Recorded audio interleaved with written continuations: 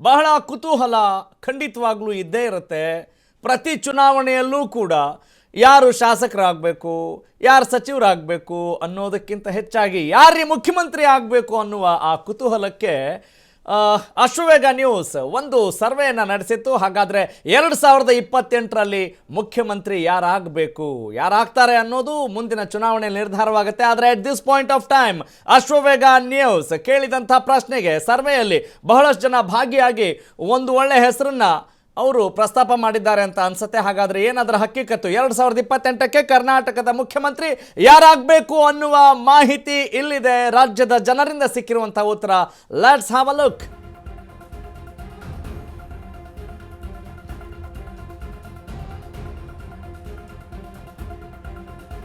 ನಿಮ್ಮ ಅಶ್ವವೇಗ ನ್ಯೂಸ್ನಿಂದ ಮಹಾ ಸರ್ವೆ, ಒಂದು ದೊಡ್ಡ ಸಮೀಕ್ಷೆ ಸರ್ವೆಯಲ್ಲಿ ಹೊರಬಿದ್ದಿದೆ ಶಾಕಿಂಗ್ ರಿಸಲ್ಟ್. ಅಚ್ಚರಿಯೋ ಅಚ್ಚರಿ, ಯಾವ ಅನುಮಾನ ಇಲ್ಲ. ಯಾರಾದ್ರೆ ಚೆನ್ನಾಗಿರುತ್ತೆ ಮುಖ್ಯಮಂತ್ರಿ ಅನ್ನುವ ಪ್ರಶ್ನೆಗೆ ಉತ್ತರ ಸಿಕ್ಕಿದೆ. ಯಾರೂ ಕೂಡ ಊಹೆ ಮಾಡದಿರುವಂಥ ನಾಯಕ, ಒಕ್ಕಲಿಗ ನಾಯಕನೇ ಸಿಎಂ ಆಗಬೇಕು ಅಂತ ಮಹಾಜನತೆಯ ಆಶಯ ಇದ್ದಂಗಿದೆ. ಹಾಗಿದ್ರೆ ಯಾರ ಪರ ಜನರ ಒಲವು, ಯಾರಿಗೆ ಜನರ ಮತ? 42,000ಕ್ಕೂ ಅಧಿಕ ಜನರಿಂದ ಅಭಿಪ್ರಾಯ ಸಂಗ್ರಹಿಸಲಾಗಿದೆ.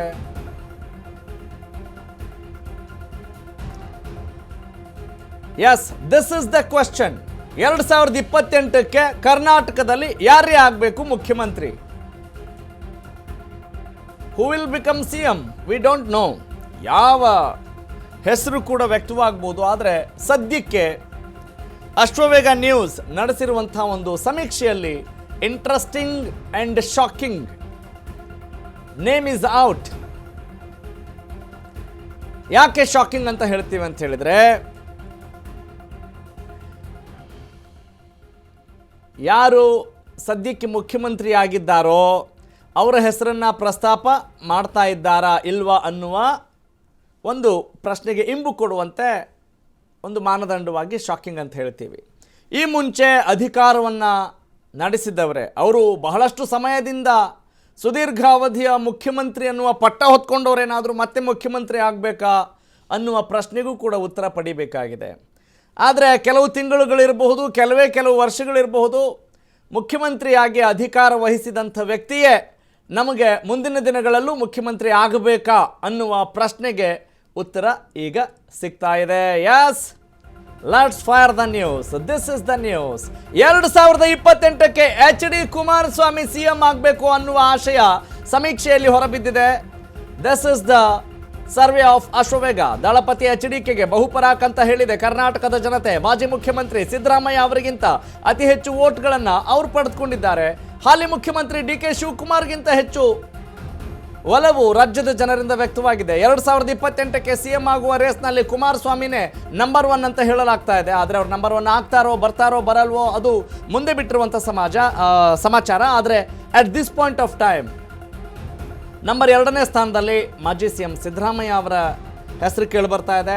ನಂಬರ್ 3ನೇ ಸ್ಥಾನದಲ್ಲಿ ಹಾಲಿ ಮುಖ್ಯಮಂತ್ರಿ DK ಶಿವಕುಮಾರ್ ಅವರ ಹೆಸರು ಈಗ ಸರತಿಯಲ್ಲಿದೆ.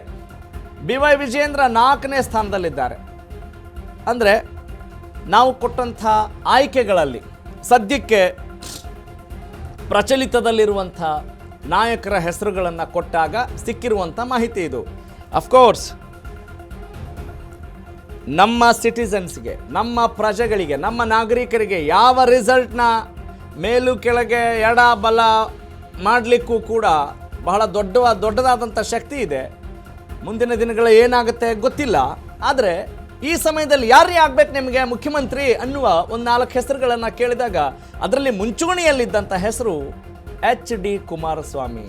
ತದನಂತರದಲ್ಲಿ ಸುದೀರ್ಘ ಅವಧಿಯ ಮುಖ್ಯಮಂತ್ರಿ ಅನ್ನುವ ಪಟ್ಟವನ್ನು ಅಲಂಕರಿಸಿರುವಂಥ ರಾಜ್ಯದಲ್ಲಿ ಸಿದ್ದರಾಮಯ್ಯ ಅವರ ಹೆಸರು. ಎಸ್, 45% HD ಕುಮಾರಸ್ವಾಮಿಗೆ, 27% ಸಿದ್ದರಾಮಯ್ಯ ಅವರಿಗೆ, 18% DK ಶಿವಕುಮಾರ್ ಅವರಿಗೆ and 10% votes for BY Vijayendra. 2028ಕ್ಕೆ ಯಾರೇ ಮುಖ್ಯಮಂತ್ರಿ ಆಗಬೇಕು ಅನ್ನುವ ಒಂದು ವಿಚಾರವನ್ನು ಪ್ರಸ್ತಾಪ ಮಾಡಿದಾಗ ನಮಗೆ ಸಿಕ್ಕಂಥ ಉತ್ತರ ಇದು. ನೋಡಿ, ಇಲ್ಲಿ DK ಶಿವಕುಮಾರ್ ಇದೀಗ ತಾನೇ ಮುಖ್ಯಮಂತ್ರಿಯಾಗಿ ಅಧಿಕಾರ ವಹಿಸಿಕೊಂಡಿದ್ದಾರೆ. 1 ತಿಂಗಳಾಗಿದೆ. ಇನ್ನು ಅತಿ ಹೆಚ್ಚು ಕಾಲ ರಾಜ್ಯದಲ್ಲಿ ಮುಖ್ಯಮಂತ್ರಿಯಾಗಿ ಸೇವೆಯನ್ನು ಸಲ್ಲಿಸಿದಂಥ ಸಿದ್ದರಾಮಯ್ಯನವರ ಹೆಸರಿಗೆ 27% ಜನ ಎಸ್ ಅಂದಿದ್ದಾರೆ. ಅವರಿಗಿಂತ ಕಡಿಮೆ ಅವಧಿಯಲ್ಲಿ ಮುಖ್ಯಮಂತ್ರಿ ಸ್ಥಾನವನ್ನು ಅಲಂಕರಿಸಿ ಆಡಳಿತವನ್ನು ಕೊಟ್ಟಂಥ ಎಚ್ ಡಿ ಕುಮಾರಸ್ವಾಮಿ ಅವರಿಗೆ 45%, 42,000 ಜನ ಈ ಸಮೀಕ್ಷೆಯಲ್ಲಿ ಭಾಗಿಯಾದಾಗ ಅದರಲ್ಲಿ 45% ಜನರ ಒಲವು, ಅಳಲು, ಒಂದು ಸಹಮತ ಅದು ಎಚ್ ಡಿ ಕುಮಾರಸ್ವಾಮಿ ಅವರಿಗೆ ದಕ್ಕಿದೆ. ಓಕೆ, ಬಿ ವೈ ವಿಜಯೇಂದ್ರ ಅವರು ರಾಜ್ಯಾಧ್ಯಕ್ಷರಾಗಿ ಕೆಲಸ ಮಾಡ್ತಾ ಇದ್ದಾರೆ ಭಾರತೀಯ ಜನತಾ ಪಕ್ಷದಲ್ಲಿ.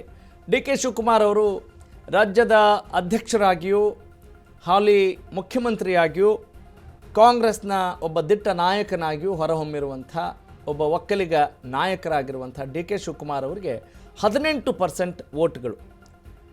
ಅಂದರೆ ಟ್ರೆಂಡ್ ಹೆಂಗಿದೆ, ಸದ್ಯಕ್ಕೆ ಚುನಾವಣೆ ನಡೆದರೆ ಯಾರೇ ಮುಖ್ಯಮಂತ್ರಿ ಆಗಿಬಿಡ್ತಾರೆ ಅಂತ ಹೇಳಿದರೆ ಅದು H D Kumaraswamy.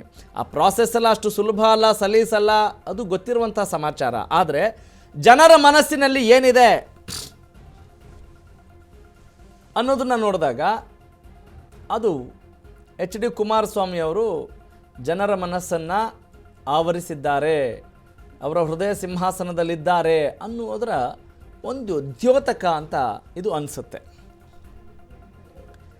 S, this is about the survey, Ashwavega survey. 2028ಕ್ಕೆ ಯಾರಾಗಬೇಕು ಸಿ ಎಂ ಅನ್ನುವ ಪ್ರಶ್ನೆಗೆ ಉತ್ತರ ಸದ್ಯಕ್ಕೆ ಸಿಕ್ಕಿದೆ. 45% ಜನ ವೋಟ್ ಮಾಡಿದ್ದಾರೆ ಅಂತ ಹೇಳಿದರೆ this is not a small number, this is not small percentage ಅಲ್ವಾ? ಅರ್ಧಕ್ಕರ್ಧ ಅಂತ ಅಂದ್ಕೊಳ್ಳಿ. ಆಲ್ಮೋಸ್ಟ್ 27% ಸಿದ್ದರಾಮಯ್ಯನವ್ರಿಗಿದ್ರೆ 18% ಹಾಲಿ ಮುಖ್ಯಮಂತ್ರಿ ಡಿ ಕೆ ಶಿವಕುಮಾರ್.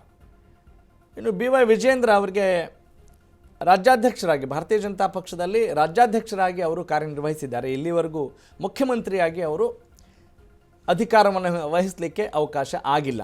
ಅಂದರೆ ಈಗ ಯಡಿಯೂರಪ್ಪ ಅವರ ಹೆಸರು ಇಲ್ಲಿ ಕೇಳಿಬರ್ತಾ ಇಲ್ಲ, ಅವರು ಚುನಾವಣೆಯಿಂದ ದೂರ ಇದ್ದಾರೆ. ಭಾರತೀಯ ಜನತಾ ಪಕ್ಷದ ಶಕ್ತಿಯಾಗಿ ಹೊರಹೊಮ್ಮಿದ್ರೂ ಕೂಡ, ಒಂದು ಪ್ರಬಲ ಸಮುದಾಯದ ನಾಯಕನಾಗಿದ್ದರೂ ಕೂಡ ಅವರ ಹೆಸರನ್ನು ಇಲ್ಲಿ ತೆಗೆದುಕೊಂಡಿಲ್ಲ. ಆಮೇಲೆ ಅವರ ಹಿರಿತನ ಅದು ಕೂಡ ಇಲ್ಲಿ ಕೌಂಟ್ ಆಗುತ್ತೆ. ಆದರೆ ಅವರ ಛಾಪು, ಮಾಸ್ ಲೀಡರ್ಶಿಪ್ ಅಂತ ಬಂದಾಗ ಎಚ್ ಡಿ ದೇವೇಗೌಡರಾಗಿರ್ಬೋದು, ಬಿ ಎಸ್ ಯಡಿಯೂರಪ್ಪ ಅವರಾಗಿರ್ಬೋದು, ಇನ್ನು ಸಿದ್ದರಾಮಯ್ಯ ಅವರು ಆಗಿರಬಹುದು, ಅವರನ್ನು ಆ ಮುತ್ಸದ್ದಿತನದ ಲಿಸ್ಟ್ನಲ್ಲಿ ಯಾವಾಗಲೂ ಮುಂಚೂಣಿಯಲ್ಲಿ ಇರ್ತಾರೆ ಅನ್ನೋದರಲ್ಲಿ ಆಶ್ಚರ್ಯ ಇಲ್ಲ. ಆದರೆ ಮುಂದಿನ ದಿನಗಳಲ್ಲಿ ಒಂದು ಜನ್ಜಿ ವೋಟರ್ಸ್ ಯಾರ ಪರವಾಗಿರಬಹುದು ಅನ್ನೋದನ್ನು ಕೂಡ ನಾವು ಈಗಲೇ ಹೇಳಕ್ಕೆ ಬರೋದಿಲ್ಲ. ಹಾಗಾಗಿ ನಾವು ಇವರು ಮುಖ್ಯಮಂತ್ರಿ ಆಗಿಬಿಡ್ತಾರೆ ಅಂತ ಹೇಳ್ತಾ ಇಲ್ಲ, ಬೇರೆ ಹೆಸರು ಕೂಡ ಬರಬಹುದು, ಗೊತ್ತಿಲ್ಲ. ಆದರೆ ಸದ್ಯಕ್ಕೆ ರಾಜಕಾರಣಿಗಳ ಹೆಸರನ್ನು ಪಡೆದುಕೊಂಡಾಗ ಈ ಹೆಸರು ಮುಂಚೂಣಿಯಲ್ಲಿದೆ. ಓಕೆ, ಈ ಬಗ್ಗೆ ಮತ್ತಷ್ಟು ಮಾಹಿತಿ ನೀಡ್ತಾರೆ ನನ್ನ ಕಲೀಗ್, ಪೊಲಿಟಿಕಲ್ ಕರೆಸ್ಪಾಂಡೆಂಟ್ ಓಂ ವಿವೇಕ್ ಆದಿತ್ಯ ಕರ್ಲೇಕರ್. ವಿವೇಕ್, ನಿಜ ಎಚ್ ಡಿ ಕುಮಾರಸ್ವಾಮಿ ಅವರು ಕಡಿಮೆ ಅವಧಿಯಲ್ಲಿ ಮುಖ್ಯಮಂತ್ರಿ ಆಗಿದ್ದರೂ ಕೂಡ ತಮ್ಮದೇ ಆದಂಥ ಛಾಪನ್ನು ಮೂಡಿಸಿದ್ದಾರೆ ಅನ್ನೋದನ್ನು ಈ ಸಂಖ್ಯೆಗಳು ಹೇಳುತ್ತವೆ. What might be the reason behind it? H D Kumaraswamy ಅವರನ್ನು ಆಯ್ಕೆ ಮಾಡಿಕೊಳ್ಳುವ ನಿಟ್ಟಿನಲ್ಲಿ, ಅವರ ಪರವಾಗಿ ಒಲವು ವ್ಯಕ್ತಪಡಿಸುವ ನಿಟ್ಟಿನಲ್ಲಿ ಯಾವೆಲ್ಲ ಅಂಶಗಳು ಕಾರಣ ಆಗಿರಬಹುದು ಅಂತ ಅನ್ಸುತ್ತೆ? How do you analyse it? Please go ahead. Yes Raghav, ಈ ವಿಚಾರದ ಪೈಕಿ ಮಾತನಾಡ್ತಾ ಹೋದ್ರೆ ಮೊದಲಿಗೆ ನಾನು ಏನ್ ಹೇಳ್ತೀನಿ ಅಂದ್ರೆ, ಅವರ ಮೇಲೆ ಇದ್ದಂತ ಒಂದು ಅನುಕಂಪ ಏನಿದೆ ಆ ನಿಟ್ಟಿನಲ್ಲಿ ಇಷ್ಟರ ಮಟ್ಟಿಗೆ ಈ ಪರ್ಸೆಂಟೇಜ್ ವೋಟ್ಗಳು ನಾವು ನಡೆಸಿದಂತ ಸರ್ವೆಗೆ ಸಿಕ್ಕಿರುವಂತ ಚಾನ್ಸಸ್ ಇದೆ ಅತಿ ಹೆಚ್ಚು. ಯಾಕಂದ್ರೆ ಒಂದು ಬಾರಿ 2018ರಲ್ಲಿ ಮುಖ್ಯಮಂತ್ರಿ ಆದಂತ ಸಂದರ್ಭದಲ್ಲಿ ಆಗ 18ರಿಂದ 19 ಶಾಸಕರು ಅಲ್ಲಿ ಇರ್ತಕ್ಕಂತ ಒಂದು ಸರ್ಕಾರದ ಭಾಗದಾಗಿ ಇರ್ತಕ್ಕಂತ ಶಾಸಕರು ಅಲ್ಲಿಂದ ತೊರೆದು ಬಿಜೆಪಿಗೆ ಸೇರ್ಪಡೆ ಆಗ್ತಾರೆ. ಅಲ್ಲಿ ಸರ್ಕಾರ ಉರುಳುತ್ತೆ. ಅದಕ್ಕೂ ಹಿನ್ನೆಲೆಯನ್ನ ನೋಡ್ತಾ ಹೋದ್ರೆ, ಹಿಂದೆ ಯಡಿಯೂರಪ್ಪ ಹಾಗೂ ಕುಮಾರಸ್ವಾಮಿ ಅವರು ಸರ್ಕಾರ ರಚನೆ ಮಾಡುವಂತ ಸಂದರ್ಭದಲ್ಲೂ ಕೂಡ ಅಷ್ಟೇ, ಅಲ್ಲೂ ಕೂಡ ಒಂದಿಷ್ಟು ಗೊಂದಲಗಳಿಂದ ಕೂಡ ಸರ್ಕಾರ ಅಂದ್ರೆ ಕೊಲ್ಯಾಪ್ಸ್ ಆಗುತ್ತೆ. ಈ ರೀತಿಯಾಗಿ 2 ಬಾರಿ ಕೂಡ ಕೊಲ್ಯಾಪ್ಸ್ ಆಗಿರೋದ್ರಿಂದ ಗೌರ್ಮೆಂಟ್ ಈ ಒಂದು ಬಾರಿ ಒಂದು ಅವಕಾಶ ಕುಮಾರಸ್ವಾಮಿಗೆ ಸಂಪೂರ್ಣವಾಗಿ 5 ವರ್ಷಗಳ ಕಾಲ ಕೊಡಬೇಕು ಅನ್ನೋದು ಒಂದಿಷ್ಟು ಜನರ ಮನಸ್ಸಿನಲ್ಲೂ ಕೂಡ ಇದೆ. ಈ ಅನುಕಂಪ ಕೂಡ ಒಂದಿಷ್ಟು ವೋಟ್ ಪಡ್ಕೊಂಡಿರುವಂತ ಚಾನ್ಸಸ್ ಇದೆ. ಜೊತೆಗೆ ಈಗಾಗ್ಲೇ ಒಕ್ಕಲಿಗದ ಮಾಸ್ ಲೀಡರ್ ಕುಮಾರಸ್ವಾಮಿ ಅಂತಾನೆ ಜೊತೆಗೆ ಎಲ್ಲರಿಗೂ ಕೂಡ ಇಲ್ಲಿವರೆಗೂ ಕೂಡ ಗೊತ್ತಿದೆ. ಆ ನಿಟ್ಟಿನಲ್ಲಿ ಅವರಿಗೆ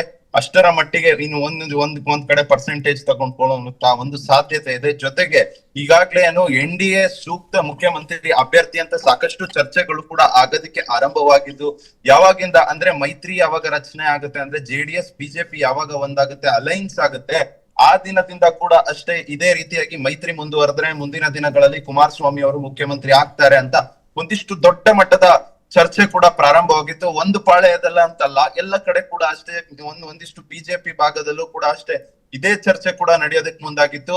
ಒಂದು ವೇಳೆ ಮೈತ್ರಿಯಲ್ಲಿ ಒಳ್ಳೆ ನಂಬರ್ಸ್ ಪಡ್ಕೊಂಡ್ರೆ ಕುಮಾರಸ್ವಾಮಿನೇ ಮುಖ್ಯಮಂತ್ರಿ ಅನ್ನೋ ನಿಟ್ಟಿನಲ್ಲಿ ಕೂಡ ಚರ್ಚೆ ಆಗ್ತಿತ್ತು. ಅದೆಲ್ಲ ಸೆಟ್ ಆಫ್ ಕಾಂಬಿನೇಷನ್ಸ್ ನೋಡ್ತಾ ಹೋದ್ರೆ ಅಲ್ಲ ಒಂದ್ ಕಡೆ, ಜೊತೆಗೆ ಈ ಹಿಂದೆ 2 ಬಾರಿ ಮುಖ್ಯಮಂತ್ರಿ ಆದಂತವ್ರು, ಜೊತೆಗೆ BJP ಪಾಳ್ಯದಲ್ಲಿ ಈಗ ಮುಖ್ಯಮಂತ್ರಿ ಅಭ್ಯರ್ಥಿ ಯಾರು ಅಂತ ಹುಡುಕುವ ಪರಿಸ್ಥಿತಿ ಕೂಡ ಇದೆ ಸದ್ಯದ ಮಟ್ಟಿಗೆ. ಆ ನಿಟ್ಟಿನಲ್ಲಿ ಈ ಎಲ್ಲ ಸೆಟ್ ಆಫ್ ಕಾಂಬಿನೇಷನ್ಸ್ ನೋಡ್ತಾ ಹೋದ್ರೆ ಇವರಿಗೆ ಅತಿ ಹೆಚ್ಚು ಪರ್ಸೆಂಟೇಜ್ ಬಂದಿರುವಂತ ಒಂದು ಸಾಧ್ಯತೆಗಳಿದೆ. ಜೊತೆಗೆ ಯಾಕೆ ಸಿದ್ದರಾಮಯ್ಯನವರಿಗೆ ಕಮ್ಮಿ ಆಯ್ತು ಪರ್ಸೆಂಟೇಜ್ ಅಂತ ನೋಡ್ತಾ ಹೋದ್ರೆ, ಈಗಾಗ್ಲೇ ಏನು ಈಗಿದ್ದಂತ ಮುಖ್ಯಮಂತ್ರಿ ಸ್ಥಾನವನ್ನೇ ಬಿಟ್ಕೊಟ್ಟಿದ್ದಾರೆ, ಮತ್ತೊಮ್ಮೆ ಅವರು ಮುಖ್ಯಮಂತ್ರಿ ಆಗ್ತಾರೆ ಅನ್ನೋದು ಅದು ಬಹುಶಃ ಡೌಟ್. ಆ ತರ ಎಲ್ಲೂ ಕೂಡ ಇತಿಹಾಸದಲ್ಲಿ ಎಲ್ಲೂ ಕೂಡ ಆಗಿರ್ಲಿಕ್ಕಿಲ್ಲ. ಆ ನಿಟ್ಟಿನಲ್ಲಿ ಅವರಿಗೆ ಪರ್ಸೆಂಟೇಜ್ ಕಮ್ಮಿ ಆಗಿರುವಂತ ಚಾನ್ಸಸ್ ಕೂಡ ಇದೆ. ಜೊತೆಗೆ DK ಶಿವಕುಮಾರ್ ಅವರು ಈಗ ತಾನೇ ಮುಖ್ಯಮಂತ್ರಿ ಆದವರು, ಕೇವಲ 1 ತಿಂಗಳಷ್ಟೇ ಆಗಿದೆ ಮುಖ್ಯಮಂತ್ರಿ ಆಗಿ. ಅವರಿಗೆ ಎಷ್ಟು ನಂಬರ್ಸ್ ಕೊಡ್ಬೇಕು, ಅವರ ಆಡಳಿತವನ್ನು ಇನ್ನೂ ಕೂಡ ಜನ ನೋಡಿರ್ಲಿಕ್ಕಿಲ್ಲ. ಆ ನಿಟ್ಟಿನಲ್ಲಿ ಕಮ್ಮಿ ನಂಬರ್ಸ್ ಬಂದಿರುವಂತ ಚಾನ್ಸಸ್ ಇದೆ. ಜೊತೆಗೆ ವಿಜೇಂದ್ರ ಅವರಿಗೆ ಯಾಕೆ ಅಷ್ಟರ ಮಟ್ಟಿಗೆ ಕಮ್ಮಿ ನಂಬರ್ಸ್ ಬಂದಿದೆ ಅಂದ್ರೆ, ಅವರಿಗೆ ಎಂದೂ ಕೂಡ ಜನ ಮುಖ್ಯಮಂತ್ರಿ ಆಗಿ ನೋಡಿಲ್ಲ. ಏನಾದ್ರೂ ಒಂದು ಚಾನ್ಸ್, ಒಂದು ಅವಕಾಶ ಅವ್ರಿಗೆ ಸಿಕ್ಕಿದ್ರೆ ಮುಖ್ಯಮಂತ್ರಿ ಅವ್ರು ಆಗಿದ್ದಿದ್ರೆ ಬಹುಶಃ ಅವ್ರಿಗೂ ಕೂಡ ಒಂದಿಷ್ಟು ಹೆಚ್ಚು ನಂಬರ್ಸ್ ಬರ್ತಿತ್ತೇನೋ. ಅಂದ್ರೆ ಈ 3 ಜನಕ್ಕೆ ಯಾವ ರೀತಿಯಾಗಿ ನಂಬರ್ಸ್ ಪಡ್ಕೊಂಡಿದ್ದಾರೆ, ಅವರು ಕೂಡ ಒಂದು ಒಳ್ಳೆಯ ಪರ್ಸೆಂಟೇಜ್ ಪಡ್ಕೊಳ್ತಿದ್ರೇನೋ ಬಹುಶಃ. ಆದ್ರೆ ಅವರು ಸದ್ಯದ ಮಟ್ಟಿಗೆ BJP ರಾಜ್ಯಾಧ್ಯಕ್ಷರಾಗಿದ್ದಾರೆ. ಅವರು ಏನ್ ಕೆಲಸವನ್ನ ಮಾಡ್ತಿದ್ದಾರೆ ಅದರ ಪೈಕಿ ನಂಬರ್ಸ್ ಕೂಡ ಅವರಿಗೆ ಕೊಟ್ಟಿರ್ತಕ್ಕಂಥದ್ದು. ಆದ್ರೆ ಇಲ್ಲಿ ಜನರ ಮನಸ್ಥಿತಿ ನೋಡ್ತಾ ಹೋದ್ರೆ, ಈಗಾಗಲೇ 40,000ಕ್ಕೂ ಹೆಚ್ಚು ಮತಗಳು ಏನಂದ್ರೆ ವೋಟ್ಗಳು ಇದಕ್ಕೆ ಜನ ಹಾಕಿದ್ದಾರೆ. ನಮ್ಮ ಸರ್ವೆಯಲ್ಲಿ ನೋಡ್ತಾ ಹೋದ್ರೆ ಇದರಲ್ಲಿ 50% ಅಷ್ಟು ಕೂಡ ಕುಮಾರಸ್ವಾಮಿ ಅವರ ಮತಗಳನ್ನ ಆಶ್ಚರ್ಯಕಾರಿ ಅಂತಾನೆ ಹೇಳ್ಬೋದು. ಯಾಕೆಂದ್ರೆ ಅರ್ಧ ಭಾಗದ ಜನ completely Kumaraswamy. Yes Vivek, I got it, absolutely you are right. ಈಗ ನಮ್ಮ ಪ್ರಶ್ನೆ ಏನು ಅಂತ ಹೇಳಿದ್ರೆ, ಸದ್ಯಕ್ಕೆ ಆಡಳಿತಾರೂಢ ಕಾಂಗ್ರೆಸ್ಗೆ ಒಂದು ಅಲಾರಾಮಿಂಗ್ ಮೊಮೆಂಟ್, ಎಚ್ಚರಿಕೆಯ ಕ್ಷಣ ಅನ್ನೋದರಲ್ಲಿ ಯಾವ ಅನುಮಾನ ಇಲ್ಲ. ಮತ್ತು DK ಶಿವಕುಮಾರ್ ಅವರಿಗೆ ದೊಡ್ಡ ಸವಾಲುಗಳು ಕೂಡ ಎದುರಾಗ್ತವೆ. ಹೀಗಾಗಿ ಉಳಿದಿರುವಂಥ ಅವಧಿಯಲ್ಲಿ ಯಾವ ರೀತಿ ಅವರು ಸರ್ಕಾರ ನಡೆಸ್ತಾರೆ, ಆಡಳಿತವನ್ನು ಕೊಡ್ತಾರೆ ಅನ್ನುವ ಕ್ಯೂರಿಯಾಸಿಟಿ ಇದೆ. ಜೊತೆಗೆ ಬಹಳ ಇಂಟ್ರೆಸ್ಟಿಂಗ್ ಅಂತ ಅನಿಸೋದೇನಂತ ಹೇಳಿದರೆ, HD Kumaraswamy versus BY Vijayendra ಅನ್ನುವ ಥರದಲ್ಲಿ ಮುಂದಿನ ದಿನಗಳಲ್ಲಿ ಮೈತ್ರಿ ಮಾಡಿಕೊಂಡಿರುವಂಥ JDS ಮತ್ತು BJPಗೆ NDA ಅಭ್ಯರ್ಥಿಯಾಗಿ ಮುಖ್ಯಮಂತ್ರಿ ಅಭ್ಯರ್ಥಿ ಯಾರನ್ನು ಘೋಷಣೆ ಮಾಡ್ತಾರೆ ಅಂತ ಹೇಳಿದಾಗ ದೊಡ್ಡ ಕಾನ್ಫ್ಲಿಕ್ಟ್ ಏನಾದರೂ ಎದುರಾಗಬಹುದಾ? ಇದು ಏನಾದರೂ ಅವರ ಒಂದು ಮೈತ್ರಿಗೆ ದೊಡ್ಡ ಮಟ್ಟದಲ್ಲಿ ಭಿನ್ನಾಭಿಪ್ರಾಯಗಳು ಉಂಟಾಗಿ ತಿಕ್ಕಾಟ ಉಂಟಾಗುವಂಥ ಸಂಭವ ಎಷ್ಟರ ಮಟ್ಟಿಗೆ ಇರಬಹುದು ಅಂತ at this point of time we can expect ಅಂತ ಅಂತೀರಾ? ಎಸ್ ರಾಘವ್, ಖಂಡಿತವಾಗ್ಲೂ ಕೂಡ ಅಷ್ಟೇ. NDA ಸರ್ಕಾರ ರಚನೆ ಮಾಡುತ್ತೆ ಅಂದ್ರೆ ಅದು ಖಂಡಿತವಾಗ್ಲೂ ಕೂಡ ಅಷ್ಟೇ, ಅದು ಹೈಕಮಾಂಡ್ ನಾಯಕರು ಅಂದ್ರೆ BJP ಪಾಳ್ಯದಲ್ಲಿ ಹೈಕಮಾಂಡ್ ವರಿಷ್ಠರು ಅದನ್ನ ತೀರ್ಮಾನವನ್ನ ತೆಗೆದುಕೊಳ್ತಾರೆ ಯಾರು ಮುಖ್ಯಮಂತ್ರಿ ಆಗ್ಬೇಕು ಅಂತ. ಆದ್ರೆ ರಾಜ್ಯದಲ್ಲಿರ್ತಕ್ಕಂಥ BJP ನಾಯಕರಂತೂ ಒಂದು ಪಾಳ್ಯದಲ್ಲಿ ಚರ್ಚೆಯನ್ನ ಈಗಾಗಲೇ ನಡೆಸಿರ್ತಾರೆ, ಯಾರು ಮುಖ್ಯಮಂತ್ರಿ ಆಗ್ಬೇಕು. ಒಂದು ವೇಳೆ NDA ಏನಾದ್ರೂ ಒಳ್ಳೆ ನಂಬರ್ಸ್ ಅನ್ನ ಪಡೆದುಕೊಂಡ್ರೆ ನಮ್ಮ BJP ಅಭ್ಯರ್ಥಿನೇ ಮುಖ್ಯಮಂತ್ರಿ ಆಗ್ಬೇಕು, JDSಗೆ ನಾವ್ ಯಾಕೆ ಬಿಟ್ಕೊಡ್ಬೇಕು ಅನ್ನೋ ಒಂದಿಷ್ಟು ಚರ್ಚೆಗಳು ಈ ಹಿಂದೆ ಕೂಡ ನಡೆದಿದ್ವು, ನಡೀತಾನೆ ಇರ್ತವೆ. ಆದ್ರೆ ಬಹಿರಂಗವಾಗಿ ಎಲ್ಲೂ ಕೂಡ ನಡೆಯೋದಿಲ್ಲ, ಆಂತರಿಕವಾಗಿ ಒಂದಿಷ್ಟು ಚರ್ಚೆಗಳು ಆಗತ್ತೆ. ಆದ್ರೆ ನಿಜಕ್ಕೂ ಕೂಡ NDA ಏನಾದ್ರೂ ಒಳ್ಳೆಯಾದಂತ ನಂಬರ್ಸ್ ಅನ್ನ ಪಡೆದುಕೊಂಡ್ರೆ ಅದು ಗೊಂದಲಕ್ಕೆ ಕಾರಣ ಆಗೇ ಆಗುತ್ತೆ ಖಂಡಿತವಾಗ್ಲೂ. ಬಹಿರಂಗವಾಗಿ ಆಗದೆ ಹೋದ್ರು ಕೂಡ ಆಂತರಿಕವಾಗಿ ಈ ಗೊಂದಲಗಳು ಆಗೇ ಆಗುತ್ತೆ. ಅಂತ ಸಂದರ್ಭದಲ್ಲಿ ಹೈಕಮಾಂಡ್ ನವರು, BJP ಹೈಕಮಾಂಡ್ ನವರು ಮಧ್ಯಪ್ರವೇಶ ಮಾಡಿ ಯಾರಿಗೆ ಮುಖ್ಯಮಂತ್ರಿ ಸ್ಥಾನವನ್ನ ಕೊಡ್ಬೇಕು ಅಂತ ಫೈನಲೈಸ್ ಮಾಡ್ತಾರೆ. ಜೊತೆಗೆ ಈಗಾಗಲೇ ಏನು NDA ಸರ್ಕಾರ ಆಗಿರೋದ್ರಿಂದ JDS ನವರದು ಕೂಡ ಅಷ್ಟೇ ಪ್ರಮುಖವಾದಂತ ಪಾತ್ರವಿರುತ್ತೆ, BJPದು ಪ್ರಮುಖವಾದಂತ ಪಾತ್ರ ಇರುತ್ತೆ. ಆ ನಿಟ್ಟಿನಲ್ಲಿ ಒಂದು ವೇಳೆ ಬಹುಶಃ ಈ ಹಿಂದೆ ಕೂಡ ನಾವು ನೋಡಿರ್ತೀವಿ, ಸಾಕಷ್ಟು ಬಾರಿ 2.5 ವರ್ಷ ಅವರಿಗೆ, 2.5 ವರ್ಷ ಇವರಿಗೆ ಅನ್ನೋ ಒಂದಿಷ್ಟು ಸೂತ್ರಗಳು ನಡೆದಿರ್ತಕ್ಕಂಥದ್ದು ದೇಶದಾದ್ಯಂತ ನಾವು ಸಾಕಷ್ಟು ಬಾರಿ ನೋಡಿರ್ತೇವೆ. ಅದೇ ರೀತಿಯಾಗಿ ನಮ್ಮ ರಾಜ್ಯದಲ್ಲೂ ಕೂಡ ಆಗುವಂತ ಅದೇ ಕಾಂಬಿನೇಷನ್ಸ್ ಆಗುವಂತ ಸಾಧ್ಯತೆಗಳು ಕೂಡ ಅತಿ ಹೆಚ್ಚಿದೆ. ಯಾಕಂದ್ರೆ 5 ವರ್ಷಗಳ ಕಾಲ ಒಂದೇ ಪಕ್ಷಕ್ಕೆ ಕೊಟ್ರೆ ಅದು ಇನ್ನೊಂದು ಪಕ್ಷಕ್ಕೆ ಡ್ಯಾಮೇಜ್ ಆಗುವಂತ ಸಾಧ್ಯತೆಗಳಿರುತ್ತೆ. ಅಲ್ಲೂ ಕೂಡ ಅಷ್ಟೇ, ರಾಷ್ಟ್ರೀಯ ಪಕ್ಷ ಆಗಿರುವಂತ BJP ಅವರು 5 ವರ್ಷಗಳ ಕಾಲ JDSಗೆ ಬಿಟ್ಕೊಟ್ರ ಅನ್ನೋದು ಒಂದಿಷ್ಟು ಪ್ರಶ್ನೆಗಳು ಕೂಡ ಉದ್ಭವ ಆಗುತ್ತೆ. ಜೊತೆಗೆ BJP ಅವರೇ ಅತಿ ಹೆಚ್ಚು ಸೀಟ್ ನಲ್ಲೂ ಕೂಡ ಇಲ್ಲಿ ಸ್ಪರ್ಧೆ ಮಾಡ್ತಾರೆ ಕರ್ನಾಟಕದಲ್ಲಿ. ಅಂತ ಸಂದರ್ಭದಲ್ಲಿ ಕಮ್ಮಿ ಸೀಟ್ ನಲ್ಲಿ ಸ್ಪರ್ಧೆ ಮಾಡಿ ಕಮ್ಮಿ ಸಂಖ್ಯೆಯನ್ನ ಕೂಡ ಗೆದ್ದಿದ್ರೆ JDS ಕೊಡ್ತಾರ 5 ವರ್ಷಗಳ ಕಾಲ ಅನ್ನೋದು ಒಂದಿಷ್ಟು ಪ್ರಶ್ನೆಗಳು ಕೂಡ ಇರ್ತಕ್ಕಂಥದ್ದು. ಆದ್ರೆ ನಿಜಕ್ಕೂ 2.5 ವರ್ಷ ಈ ರೀತಿಯಾದಂತ Got ಸೂತ್ರವನ್ನು it. ಕೋಟ್ ಮಾಡ್ತಾರ. ಬಿಜೆಪಿನ 5 ವರ್ಷ ಪಡೆದುಕೊಳ್ಳುತ್ತಾ ಹೆಚ್ಚು ಖಾತೆಗಳನ್ನು ಸಚಿವ ಖಾತೆಗಳನ್ನು ಇವ್ರಿಗೆ ಕೊಟ್ಟು ಅಂತ ಸದ್ಯದ ಮಟ್ಟಿಗೆ ಕಾದ್ ನೋಡ್ಬೇಕಾಗಿರುತ್ತೆ. ಆದ್ರೆ ಈಗ ಮಾತ್ರ ಈ ಸರ್ವೆಯ ಪ್ರಕಾರ ಕ್ಲಿಯರ್ ಕಟ್ ಆಗಿ ನಮಗೆ ಗೊತ್ತಾಗ್ತಾ ಇರುವಂತ ವಿಚಾರ ಏನಪ್ಪಾ ಅಂದ್ರೆ ಕುಮಾರಸ್ವಾಮಿ ಅವರ ಪರವಾಗಿ ಜನರ ಹೆಚ್ಚು Yes. ಒಲವಿದೆ ಈಗ ಸದ್ಯದ ಮಟ್ಟಿಗೆ ಅಂತ ಕ್ಲಿಯರ್ ಕಟ್ ಆಗಿ ಗೊತ್ತಾಗ್ತಿದ್ದಾರೆ. Thank you Vivek. ಓಕೆ, ಒಟ್ಟಿನಲ್ಲಿ ಕುಮಾರಸ್ವಾಮಿ ಕಮಾಲ್ ಮಾಡೋ ನಿಟ್ಟಿನಲ್ಲಿ ಮುಂದಾಗಬಹುದು. ಅವ್ರಿಗೆ ಏನೇ ಆಪಾದನೆಗಳಿದ್ರೂ ಕೂಡ ರಾಜಕೀಯವಾಗಿ ಜನಮಾನಸದಲ್ಲಿ ಅವರು ಉಳ್ಕೊಂಡಿದ್ದಾರೆ ಅನ್ನೋದಕ್ಕೆ ಇದೊಂದು ಸಾಕ್ಷಿ ಅಂತ ಅನ್ಸುತ್ತೆ. Let's moving on to the next story.